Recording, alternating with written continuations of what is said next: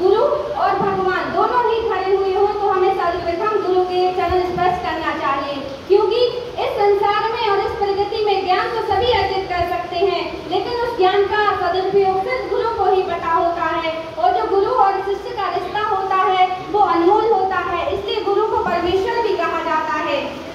महोदय, अगर एक पुलिया गलत बन जाए तो कुछ ही जन हानि होगी, कुछ ही मान हानि होगी। अगर एक व्यक्ति फर्जी डॉक्यूमेंट्स लेकर डॉक्टर बन जाए तो वह अपने पूरे जीवन कालखंड में 100-200 लोगों को ही अमृत तक पहुंचाएगा। लेकिन यदि एक शिक्षक अपना व्यवहार, अपना जो उसका कर्तव्य का पालन ना करे तो वह हमारे देश की आने वाली पीढ़ी को वह 100-200 साल अंदर भी ले जा सकता है और बाहर भी ले जा सकता है। इसलिए गुरु का महत्व जीवन में अत्यंत बताया गया है।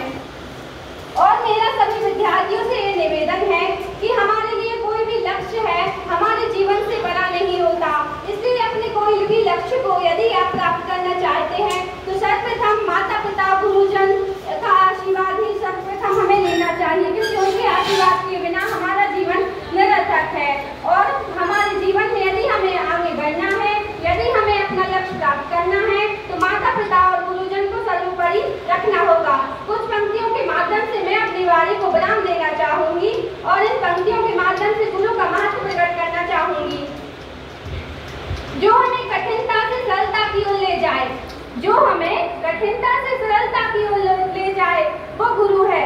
जो हमें अज्ञानता रूपी अंधकार से ज्ञान रूपी प्रकाश की ओर पहुंचाए वो गुरु है। जो हमारे अंदर हमारी बुराइयों को बतलाए वो गुरु है। जो हमें विश्वास करना सिखाए वो गुरु है।